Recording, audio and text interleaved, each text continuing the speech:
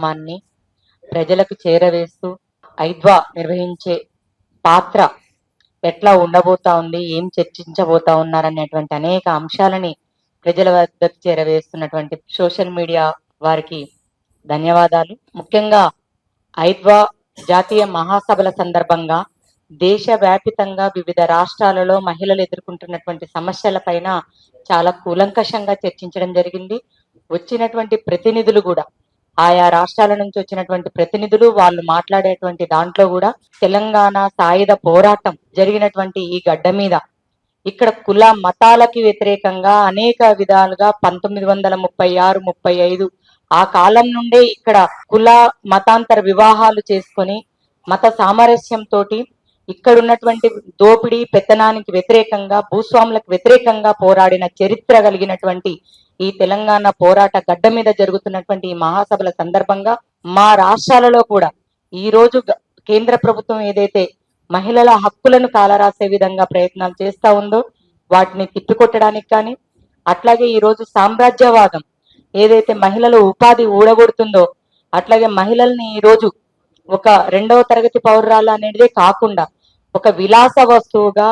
వినిమయదారి వస్తువుగా చూస్తున్నటువంటి ఈ పరిస్థితులను తిప్పికొట్టేదానికి వ్యతిరేకంగా కూడా అందరం ఐక్యంగా పోరాడాలనేటువంటి స్ఫూర్తి నింపే విధంగా ఇక్కడ మహాసభలు జరగడం జరిగింది. మాట్లాడినటువంటి ప్రతి ఒక్కరు కూడా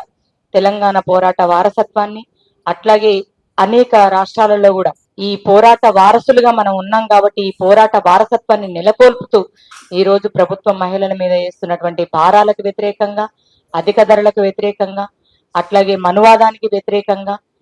సామ్రాజ్యవాదానికి వ్యతిరేకంగా, అట్లాగే ఉపాధి కోసం, పిల్లల భవిష్యత్తు కోసం, మహిళలకు 33% రిజర్వేషన్లు చట్టసభల్లో కల్పించాలి అనేటువంటి ఈ హక్కుల కోసం కలిసికట్టుగా పోరాడాలి అని చెప్పేసి కూడా ఆ చర్చల్లో పాల్గొని ఆ రకమైనటువంటి స్ఫూర్తితోటి ఈ మహాసభలు నిర్వహించడం జరిగింది. రాబోయే కాలంలో ఇక్కడ జాతీయ మహాసభల సందర్భంగా తీసుకున్నటువంటి 7 కమిషన్లలో మహిళలు ఎదుర్కొంటున్నటువంటి అనేక సమస్యలను చర్చించడం జరిగింది కమిషన్ల రూపంలో. ఆ సమస్యల మీద ఈ తెలంగాణ సాయుధ పోరాట గడ్డ వారసత్వాన్ని నిలబెడుతూ ఇక్కడ ఆ పోరాటాలను విస్తృతం చేస్తాము అని చెప్పేసి కూడా నిర్ణయం తీసుకోవడం జరిగింది. రాబోయే కాలంలో చేసే మహిళా పోరాటాలకి, మహిళా హక్కుల కోసం చేసేటువంటి నిరసన కార్యక్రమాలకి మీ వంతు ఇక్కడ ఉన్నటువంటి మీడియా మిత్రులు ప్రభుత్వం ఏ రకంగా చేస్తుంది ఏంటి అనేది ఒక భాగం అయితే, మీడియా ప్రజలకు చేరవేయడంలో కానీ మహిళల్ని ఆ రకంగా ఆలోచింపజేసే దాంట్లో కూడా ప్రధానమైన పాత్ర పోషించాల్సినటువంటి అవసరం ఉంది అని చెప్పేసి తెలియజేస్తూ భవిష్యత్తులో ఆ రకమైనటువంటి సహకారం మీ నుంచి లభిస్తుందని చెప్పేసి ఆశిస్తూ ఉన్నాం.